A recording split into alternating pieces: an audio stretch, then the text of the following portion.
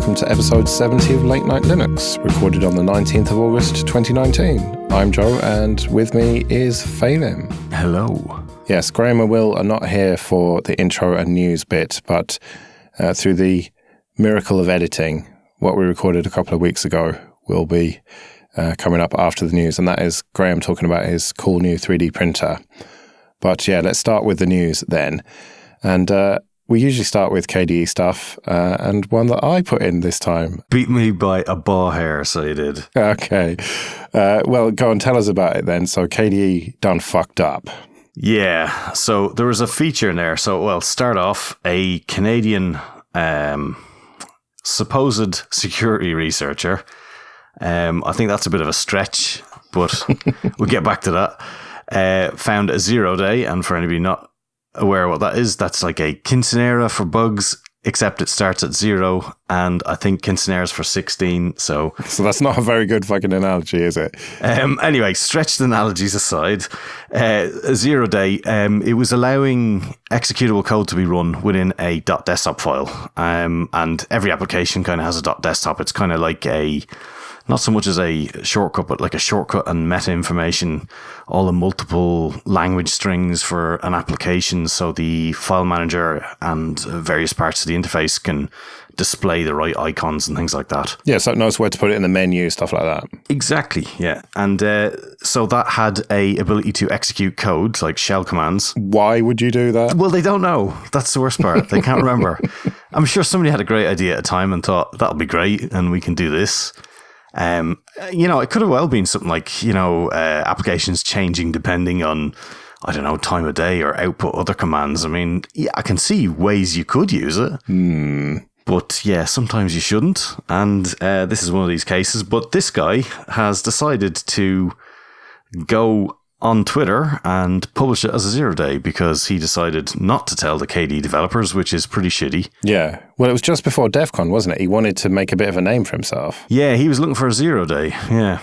But David Foire from KDE team, he patched that into Plasma Frameworks 5.61, and that was out pretty damn quick afterwards. I think it was about a day and a half or so. And there was hot patches available for all distros as well. So, I mean, had he actually bothered to tell anybody, it could have been fixed and nobody would have been any the wiser about it. So, I don't know, just not the way to do things if you ask me. But hey, what would I know? No, definitely not the way to do it. But it's interesting that the fix was to just fucking rip out the functionality, which shouldn't have been there in the first place, to be fair. Probably not. It was probably from more innocent times. Yeah, probably. But all's well that ends well, I suppose. But yeah, don't fucking do that. Honestly, there's proper ways to do things. There's an email address to contact the security team and, properly disclose stuff responsibly. Don't try and make a name for yourself like this. You just end up looking like a dick. Yeah, and I mean, like, thankfully with this one, it wasn't overly easy to execute. So, if it could have been really dangerous otherwise, but thankfully not. Well, I don't know. If you'd had one of these malicious files in an archive, and you might not have noticed it. You extract the whole archive and then it's sitting in there and you didn't actually have to interact with it. The file manager just had to see it for it to run the executable code. So it was actually a pretty bad vulnerability, I reckon. Pretty easy to exploit, potentially. True, but you would have to go and download dodgy stuff off the internet, in which case... True, but I think you could hide one in a massive archive. That's true, yeah, that is true. I mean, who looks through the entire contents of, when you extract a huge archive? Are you saying you don't? Maybe I should start now. Yeah, I read them with a hex editor. It's the way to go. Right, yeah. I do a quick ls to just make sure that it fucking worked, and that's good enough for me, generally. There is some good news, though, coming out of KDE this week. Yeah, so the usability and productivity blog that has been Nate Graham founded over a year ago at this point. Have you ever not linked to this? I don't think we actually link to it that often. I steal stories out of it, but I don't necessarily link to it directly. No, but he's been following all the coverage. So they had decided at Last Academy, or was it even the one before that, to do, to make the productivity a big thing, tidying up all small bugs everywhere, try and improve the workflow of application stuff. And that is coming to an end in definition very soon. But I think the work that's gone into this, he's pretty sure that that's going to continue on from, the sub-projects all the way through. So I think it's been a massive success because every week he has put out a listing of all the things that are changing. He's even got 2 that we've got linked in this. And the amount of stuff that's going in there is brilliant. And one of the highlights I want to show up was that snaps are going to show up properly in Discover. They're going to have proper icons, so you'll be able to tell things apart properly. And I think that's good. It's, you've got tiny wee paper cuts all the way through, and they've been doing a great job of that. So I think it's pretty cool.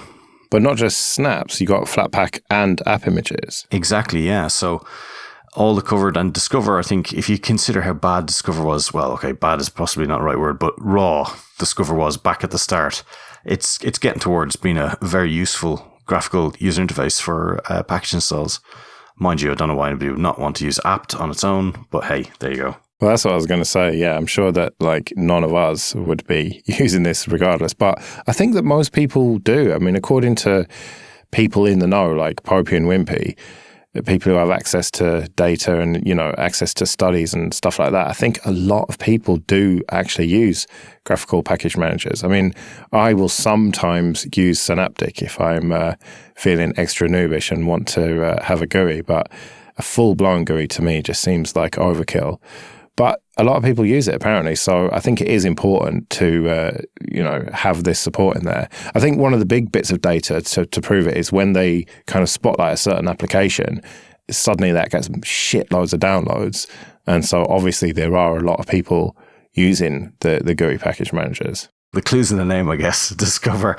It does really help with discoverability, and I still lament the old version of F-Droid on Lineage, where I just felt it was an easier to find new applications as they came out. I never quite got used to the new one as much for finding just new stuff, browsing around, find what's new. But hey, maybe just me. Yeah, I don't really ever use it for that, F-Droid. I tend to know what I'm going to look for. Like I'll just ask on Twitter, what's a good file manager or what's a good audio player? Go off on a complete fucking tangent here. I need a good audio player for Android. Vinyl? Yes, use Vinyl. Right. And that's in F-Droid, obviously, otherwise you wouldn't be using it. That is an F-Droid. It is absolutely an F-Droid, and it plays ball with my music collection of just putting stuff in my music directory and a big dump of directories and files, and it reads all the meta information, whatever. Yeah, it's great. All right, because I was using VLC, but before that I was using the built-in one in Lineage, which is just fucking garbage. Sorry. It is. Guys, but it's just why would you have the progress bar be a circle around the play button? The amount of times I've skipped through things, jumped back, and then fucking hung up my phone and taken a picture at the same time. It's just fuck off. Yeah, but VLC is fine except for when I add new files, they don't show up immediately. And I add new files all the time because I will download a show that I've just edited and I want to listen back to the whole thing. Right. And then I have to refresh 2-3 times sometimes with VLC. So are you telling me that with Vinyl, I'm not going to have to do that? I don't know about that now that you just described that use case. What I use for that, I use two from my podcast. I use Vanilla Player, and that has a directory where you can play stuff. And my downloads directory on my, from where my browser downloads my files is where I play my podcasts out of.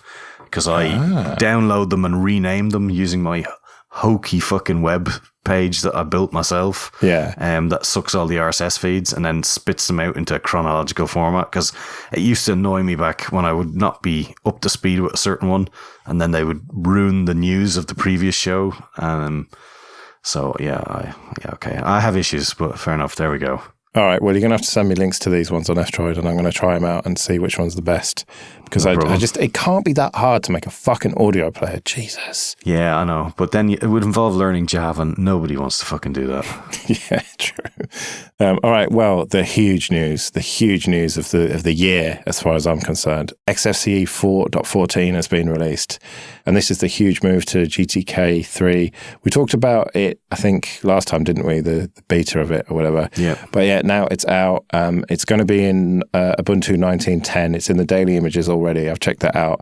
I checked it out in Endeavour as well, the Arch-based distro. And it's pretty good. It's still a bit rough around the edges, to be honest. It's not quite as polished as I'd hoped. And I looked at some high DPI support on an XPS 13, and I don't know, the minimize and close buttons were just tiny, and some of the elements weren't 100%. So what I'm really hoping is that by 2004, it's going to be perfect, which is a little while away, so hopefully it will be. But there's some pretty cool new features in here. I mean, I'm sure you're not fucking interested at all. Well, that's what I'm slightly worried about. These new features, have they not put you off immediately? Yeah. But no, they're additional features.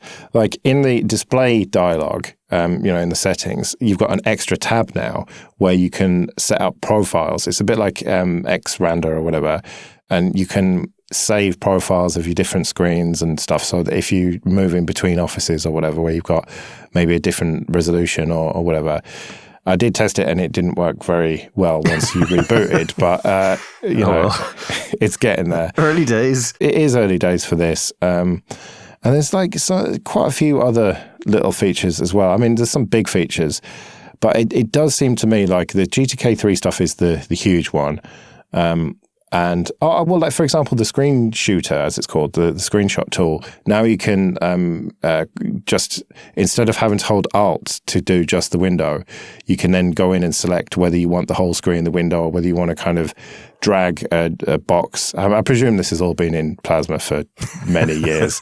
That's amazing. But, it's getting new features, it's getting love, and that's the main thing, that it's not just been abandoned, as a lot of people would say.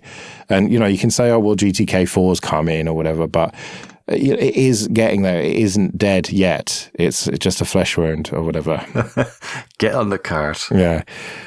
So I'm very happy that this has come along, and because it's Xfce, instead of just rushing to go to GTK4 and do a load of new features, what they'll do is make all of these new features work really fucking well. It'll be really solid, and we'll have probably for another 4 years, because it's been like over 4 years since the last one, we will end up with a really solid desktop environment that is not changing all the time. And, if you look versus 4.12, what I'm staring at right now, it's not ultimately hugely different from that. It's just sort of a very slow progression, and that's what I love about Xfce. But it does have its own screensaver now. Yeah, I mean, they say, yes, we realise it's 2019's winky face. Yeah, the first thing I do is disable that, so... Oh, for fuck's sake. Who needs it? My screen's either on or off. I don't need a fucking screensaver. Wallpaper to black. Yeah. For fuck's sake.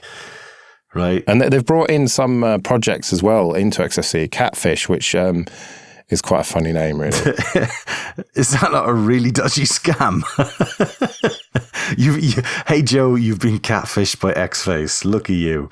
Yes, but that's the file search, and that is now officially part of Xfce. I mean, it's been in Xfce since I started using it, I think. So. Oh, you use it then, yeah? Oh, yeah, I use it all the time, yeah. Is it good? Yeah, it's pretty good. Does the job. All It right. doesn't do a brilliant job over the network, but that's probably like limited to Wi-Fi. Yeah. But for local files, it's pretty good. Yeah, you can search for just whatever you want, just like part of the file or just the extension or whatever, and it will find stuff. Does it search inside the metadata and stuff? I don't know about that, actually. Probably not. Maybe it does. I've never tried. I should try that. We won't judge it too harshly yet, anyway. Yeah. But all in all, I'm pretty happy with it, and I'm happy that I don't have to switch to it straight away, and that it'll be a while until I actually do switch to it. But yeah, I'm going to do some more testing and follow the development of it, see where it goes. But yeah, it'll be fine. It'll be amazing. Okay, this episode is sponsored by DigitalOcean. Go to do.co/LNL and you can get $50 credit with 30 days to use it. DigitalOcean offers VMs, or droplets as they call them, in data centers all over the world with really fast network and really fast SSDs. And you can choose from one of the distros that they offer, like Ubuntu, Fedora, Debian, and CentOS, or FreeBSD, or you can use your own custom image.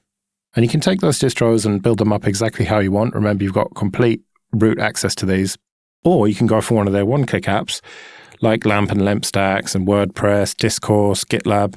And these droplets start from as little as $5 a month, and they scale all the way up to huge amounts of RAM and huge numbers of CPU cores, so you can deploy exactly how much you need for the application that you're using. If you need more storage, they've got block storage and object storage, which is really easy to attach to your droplet and just get going straight away. They have cloud firewalls, so you can block network traffic before it even gets to your VM, amazing backups, and a great Teams feature that allows multiple people to work on one droplet without having to share passwords. So go to do.co/LNL, get your $50 credit, and get started. That's do.co/LNL. All right, it's a shame that Will isn't here for the news for this one, because ZFS en route is coming to the Ubuntu desktop in 1910, which is quite exciting, really. I mean, because ZFS en route gives you a lot of options for rollbacks, and if things go wrong with updates and stuff, all the features of ZFS there could be pretty cool. I mean, are you tempted to use this? I don't know. En route, it seems a bit scary. I mean, at least it's coming out in 1910, and yeah, maybe 6 months of that. Is that good enough for 2004? Is it going to be stable, reliable? You'd hope so. I mean, it's not like it's coming. It's not a brand new FOSS system here. So, you know, most of the people are going to know how they're going to lay it out, what they're going to do with it, and it's really only going to be stuff like getting it into the right point of the boot. I mean, you can do it already. There's a great walkthrough that's up on the actual ZFS on Linux webpage. There's an Ubuntu 1804 root on ZFS. You know, I definitely wouldn't be doing that on my production machine, that's for sure. But I can absolutely see the advantages to rollbacks and stuff. I mean, that's great. And it's definitely a good file system. Duh. But yeah, if they've enough time to like make the installer work really well and test out any of the issues they have, I think it could be really good. Yeah, well, it's doing well on my little home server. So yeah, touch wood, all my data's safe there.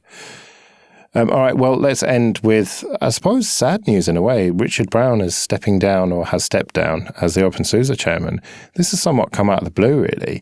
He's just sort of part of the furniture over there, isn't he? You thought he'd just be there forever. Yeah, he's been there for 5 years, I think. Twice as long as anybody before him. Yeah, so that's why it's a bit unexpected. And he's going to stick around working for SUSE and everything, but I don't know, like is he cagey in his post about it? Like, he doesn't really give a proper reason, does he? He just sort of says the time was up, and he says it's got nothing to do with them trying to be a bit more independent and everything.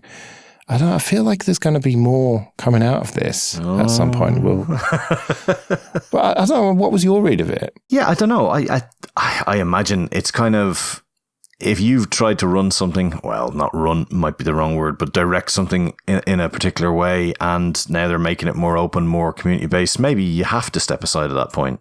You don't want to be in the way with the not older sort of views or whatever, but, you know, you need to give someone else a chance to move on, because otherwise it just becomes almost like your thing, and then it can't kind of grow and expand. So I don't know. I think it's probably a good thing. I'd say it's probably hard for him to do that, mind you, unless he was hating his job day in, day out, but I don't think he was. Yeah. Well, so he's going to be replaced by Gerald Pfeiffer, who I've never met. I don't know. I've never spoken to, so I don't know anything about him, really. But he's had quite a lot of experience with the project and everything. And to be honest, if Richard thinks he's going to do a good job, then I would agree with it, because Richard has done a good job, there's no doubt. I mean, over here in like Ubuntu land, you know, in the UK and Ireland, it doesn't feel like a hugely like important distro, but in some parts of Europe and America, it is a big distro, and he has done a good job of kind of shepherding it and, you know, leading it, and they have had some good innovations and stuff going on over there. So yeah, it'd be weird to see him go, really, but I'm sure he's going to stick around and be part of the community and everything still. But yeah, wish him good luck in his future endeavours. Yeah. Right, on to a bit of admin then. And first of all, thank you everyone for supporting us on PayPal and Patreon. It's very much appreciated. And you can go to latenightlinux.com/support if you want to find out more details about how to support us. And remember that on Patreon, if you pay $5 or more per month, you can get the ad-free RSS feed. And if you've got any ideas for perks that would be good on Patreon, then let us know, really. I don't want to kind of do releasing shows early, and I don't want to do like exclusive content either. Joe, to come serenade you at your house. Yeah. I'll come and play you a song badly on my guitar or something. But I don't know, if there's any like solid ideas that would, I don't know, make it more attractive, then I think I asked this before and no one said anything. So I don't know. It's difficult because some people like to paywall stuff, and I totally understand that, but it's just not really what we're about. So we're really shit business people. Yeah, essentially. Yeah. So anyway, yeah, latenightlinux.com/contact if you want to get in touch with us about that or anything else. Okay, this episode is sponsored by Entroware. Go to entroware.com, and they are a Linux-based computer seller based here in the UK. And they ship computers with Ubuntu and Ubuntu Mate 18.04 and 18.10. And they've got a huge range of laptops, from affordable ones that are good for browsing and email and office tasks, all the way up to huge powerhouses with even desktop components in them that you can do gaming, graphic design, 3D art, video editing, machine learning, all sorts. They've also got some desktops and servers, and almost everything's configurable, so you can tweak it to be exactly what you want. And if you can't find something that's exactly right for your needs, then do get in contact with them and they can sort you out a custom order. They're very approachable and great at communicating. They ship to the UK, Republic of Ireland, France, Germany, Italy, and Spain. And if you do buy one of the machines, then at checkout, there's a little drop down. You can select Late Night Linux and they'll know that we sent you to them. So go to entroware.com for all your Linux computing needs.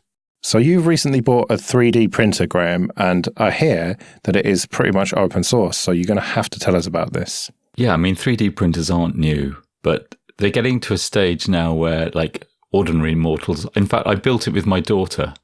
Who's 12, so it's a really good kind of weekend project.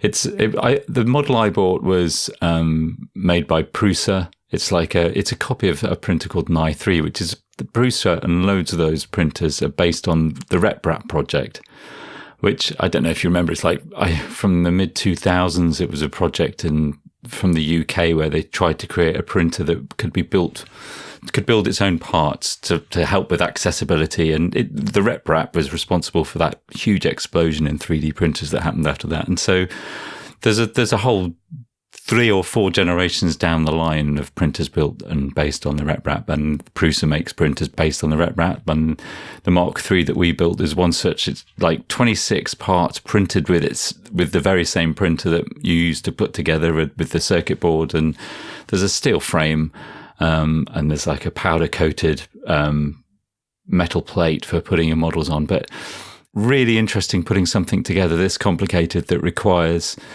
I mean, it's got like 4 motors. It's obviously got the 3 axes. It requires real precision in putting it together, but you can do it without any soldering, without any specific tools. And then the final result, when we put it all together, basically turned it on, flashed the firmware. It was able to build models out of filament. It extrudes filament like a PLA plastic or some other kind of filament. There's a huge variety you can choose from. It comes out of a nozzle, very much like ink out of an old dot matrix, and builds upon layer of this. But the layers are 1/10 of a millimeter or 10, 50 microns, building them up to create a 3D model. And the results, even from the first print, are really amazing. And since then, I've become slightly hooked. I've fixed all of the broken things. This weekend, I used openSCAD to fix our old table in the garden where the umbrella goes through because it was about to break all the wood, and created a model, printed out. I feel like I'm living in the future. So this thing's completely open hardware and runs completely open source software then? Yeah, that's right, yeah. There's lots of different ways of doing it, but I mean, the controller is 8-bit, so it's a bit like 737s, still running 386s. It's the same kind of thing. It runs perfectly. You can augment that with like a Raspberry Pi running something like, it's called Octoprint, which adds kind of Wi-Fi capabilities to it and communicates over USB or a serial connection. And we did that as well. You just realize you've opened yourself up to receive horrific amounts of files from me to be printed by you, but fair enough. So, does this thing come as a kit, or how much of it do you actually have to make yourself? Obviously it comes as powdered metal, so I'm presuming you didn't have to smelt anything in the garage or anything. Yeah, so I mean, I don't want to make a specific advert for Prusa, because you can buy these kits, you can build them yourself, and lots of people do. They'll get a friend. It's like 26 printed parts, and then you need the frame, and then you need, the frame is the main thing, and you need the metal rods that the motors drive. So there's a good few elements that you can't print, but the majority of the structure can be printed by anyone with a 3D printer, but we bought it all. And yeah, the instructions, they're all there online. Creative Commons, you can kind of build your own and make modifications as you want to. People do swap out the extruder, and there are different designs for that. So you can print in multiple colors, print in metal. People do metal extruding. So, it becomes quite a complicated, geeky thing. And I know there's probably people who know a lot more about it than me, but, I've been wanting to get into this for ages, and it is just as exciting as I hoped it would be. And how much was it?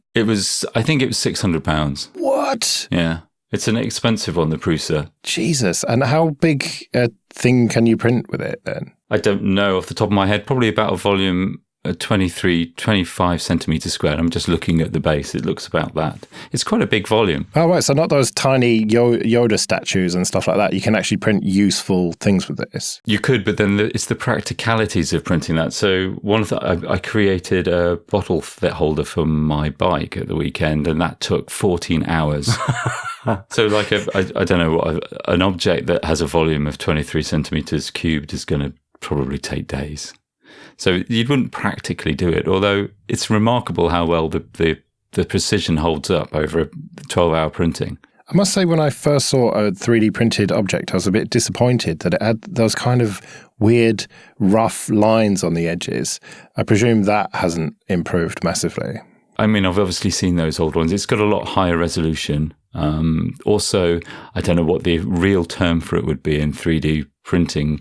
The dithering, the way that the gradation of the sides has improved massively. So it also depends on the material, and people use heat guns to smooth over that stepping thing. But I'm not interested so much in modeling. Some people like to use it for their board games and stuff like that. I'm kind of in it for its functional stuff. I've got a list of things that I want to make that actually perform a purpose. So I'm not really too bothered about how they look. So the answer is that, yeah, you can still see the stepping, but it's very small. If you're printing at a 10th of a millimeter or 15th of a millimeter or a 0.15, then you don't really notice it from a couple of feet away. And can you print at a lower res more quickly then for things that aesthetically don't really matter? Yeah, you can. There's all kinds of things you can do to speed it up. If it's a simple object, you can speed it up. You can increase the flow of the extruder for things that you don't need fine detail. And lots of the software is free. The slice, so you get... I mean, the process starts with you get a model, and there are loads of repositories for models online, like there is for source code. But you can also create stuff in OpenSCAD and Blender if you really wanted to. But CAD software is better for this. You create the model, and then you slice it, which is basically turning it into each layer that the printer is going to use. And then for this model and a lot of other models, it's turned into a code. Into code which basically are instructions for where to move the print head or where to use the motors so you just send it a great big list of instructions effectively over the virtual serial port to move and extrude. And have you had any fuck-ups yet? Not as many as I thought. So there have been, the main issue for me has been adhesion to the bottom surface. So everything relies on how firmly the first couple of layers stick to the metal sheet at the bottom. If they don't stick, the print will screw up later on. It'll move and it will usually stick to the print head. So you come in 12 hours later, and all you've got is this huge ball of...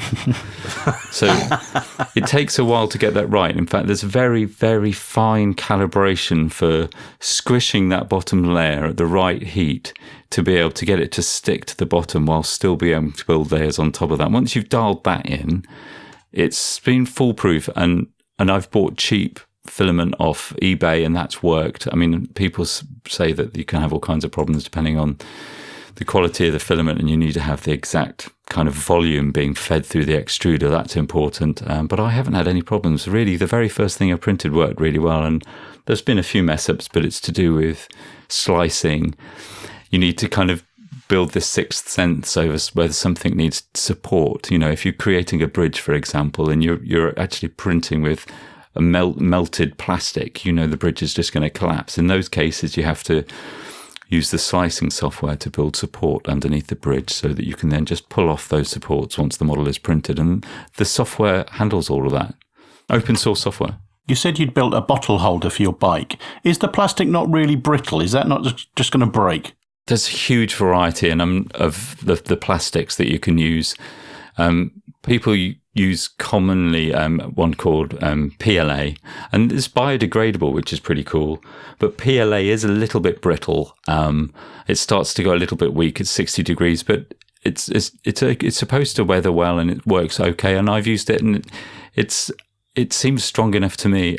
I've also got another one called PETG, which I've used for printing some of the parts of the printer itself, and for things that, like Raspberry Pi cases, when you know there's a good chance, like with the Raspberry Pi 4, for example, it's going to go over 60 degrees. So, you just choose the material for the job, and PETG will do that fine. And there is loads of others as well that I think you kind of choose according to the environment you're going to print for. And are most of the plastics recycled or recyclable? It's a really good question. So the majority of the plastics, like PETG and PLA, they're compostable. So they'll decompose if you leave them outside in a load of bacteria within 30 days. But you can't put them in, at least in the UK, you can't put them in the recycling bins. The curbside recycling bins. You can put them at, at the refuse centre. There'll be a place for them. It's because they confuse. I looked this up, so thanks for asking it. It's because they confuse the recyclers with the commercial material that's made of very similar plastics. So they are biodegradable, which is the most important thing, but you may have to compost them yourself or take them to the tip. I think I saw a video on YouTube about somebody getting old plastic milk cartons and cutting them up into tiny pellets and then melting them into new filament. Have you tried any of that sort of thing? No, that sounds quite fun though. No, I haven't tried that. I love how you've spent 600 quid on a printer and then you bought the cheapest filament and are now going to melt plastic bottles and then ruin it completely. I know, I've got a completely wrong sense of proportion. I also thought it would be good for my kids and, to put some kind of practical side to 3D designing. And, it is pretty cool designing something in 3D and then printing it out and then having it. But yeah, you can do it a lot cheaper. And I looked into doing that for so long. I just thought, I'll buy something I'm pretty sure is going to work. They're built in the Czech Republic. So I've got to do it now before we leave the EU. Don't worry, I can get you a back channel. Special price. I remember the first time I saw a 3D printer and I asked the person who had it a bunch of questions and I asked him, how much is the filament? And he just said like negligible compared with the time, it takes so long to do it but he kind of never answered me. I mean, is it expensive to print something out? I mean, that thing that you did for your bike, like how much worth of filament? Are we talking pennies, pounds or what? So I can tell you, the software will tell you. So that was a really big model. The filament comes in rolls that are typically 1 kilogram in weight. And the average kind of reasonable quality PLA that I've been using is about £10. The PETG is a bit more expensive. So that's the good one that I've been using was £20. And they're both for kilogram reels. And the bike holder was about 100 grams. It used about 100 grams of the filament, so 10% of one, whether you print it in PLA or PETG, so £1. And that also depends on how much infill you use, which is the kind of the algorithmic filling of the center part of the solid, depending on what you're going to use. So I've created a big cube that's only 20% filled. Right, because you have kind of a crisscross pattern inside, don't you, to create the space. Yeah, I don't understand what it is. It looks cool. It's some kind of weird web. You'd recognize it when you look into some other plastic models. And they're very much the biggest things I've done. Mostly like the thing that fixed the table. That probably cost less than 20 pence or 15 pence. Other than even in OpenSCAD, which is a really cool scripting CAD application. It only took 10, 20 minutes just to measuring the hole and creating a couple of models. There's a better way of describing that, but I'm getting too geeky.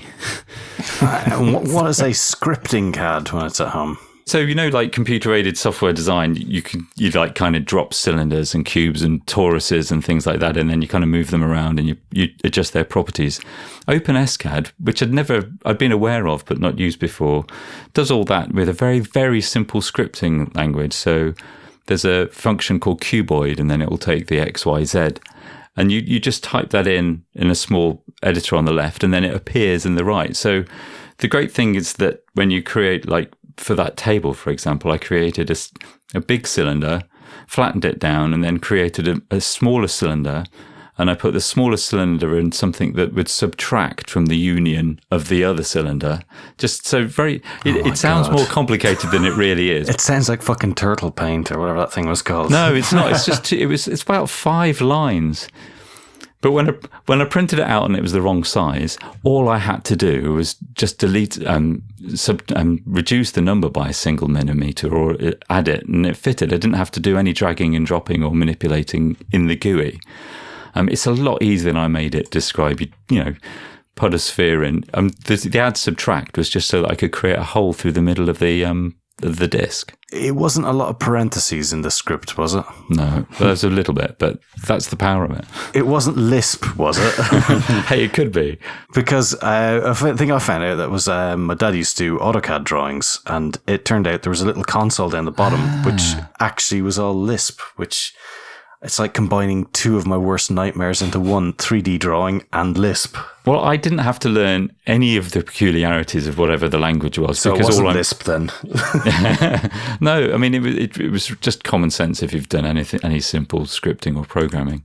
So is it fair to say that you're going to use this for mainly printing shims, for sorting out wobbly tables and holding doors open and propping your phone up on the desk, rather than any sort of serious manufacturing? I think, you could use it for prototyping. I mean, I printed out a load of gears that work.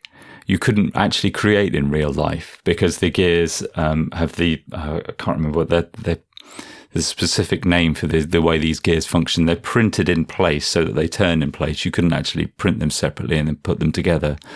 I've printed out a Raspberry Pi Zero case for it, and I want to print some Eurorack front panels for it, for synthesizer panels and things like that. So you can't produce professional, kind of output yourself. I mean, the printer's made out of stuff it prints, so it's a functional design, but it's not like the perfect crystalline, clear, infinite resolution of professionally made stuff. But I'd use it before sending stuff off for manufacturing, for example. If I was to create a panel for something, it'd be perfect for that.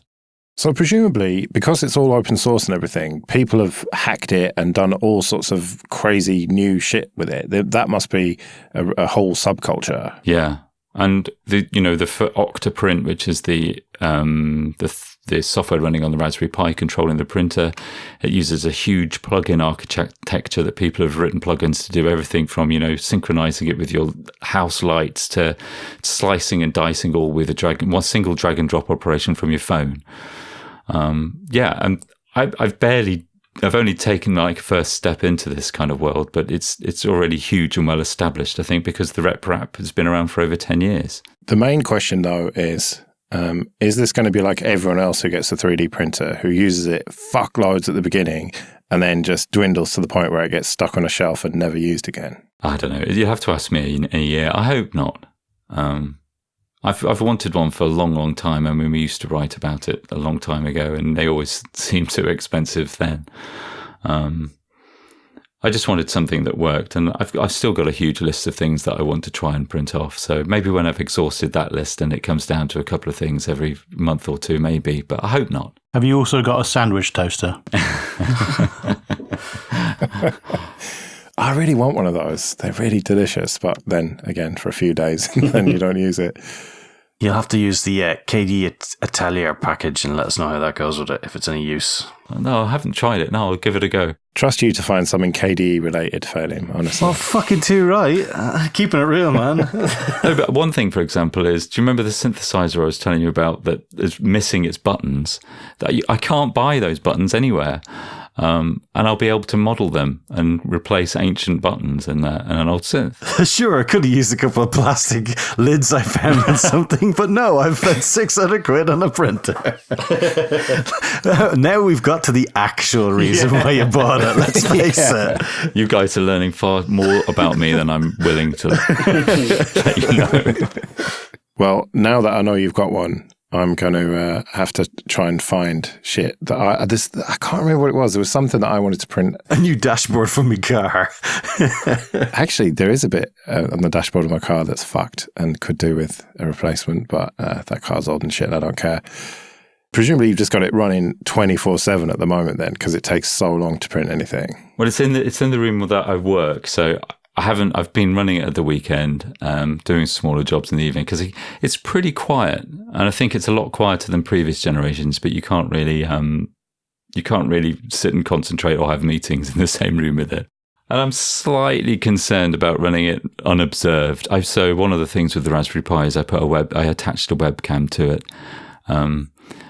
So that I could see, because it does mess up and you've got to be aware that it messes up. And I'm also slightly worried about the temperatures that it deals with. The nozzle, for example, is typically running at like 250 degrees centigrade. Oh, Jesus. Depending on what you're printing, the base can be running at 100.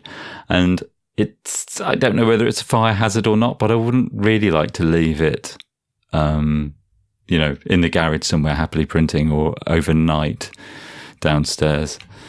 At least not without a smoke alarm position right above it. 600 degrees is the combustion point for paper, I think. I think you need like an outhouse to do it in, where if there's a little fire, it's not the end of the world, maybe. A little fire, okay. Yeah. You just put it in the fireplace then. Yeah, that's a genius idea. Just run an extension lead to the fireplace. Presumably it doesn't use, or maybe it does use a lot of juice then, if it's getting to that kind of temperature. Now, that's something I've got a couple of those plugs that measure. I've got one on my main PC. I should put it on the printer to see what it does.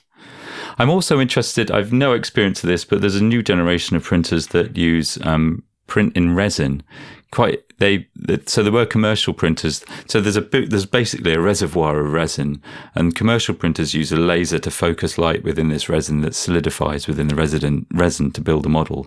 There's a new generation of printers that use LCD screens to basically create the solid layer in the resin. And so you don't have this moving extruder. You basically just have the upside down model moving slowly up through the resin as the object takes shape within the resin, and it kind of pops out at the end. So that's proper Star Trek. No, it's the future. Public safety announcement. The combustion temperature of paper is 233 degrees. You will burn your house down. You could keep a coffee pot on the bottom of it. Yeah, that's a great idea. Well, we'd better get out of here then. We'll be back in a couple of weeks with hopefully a full house. But until then, I've been Joe. I've been Phelan. I've been Graham. And I've been Will. See you later.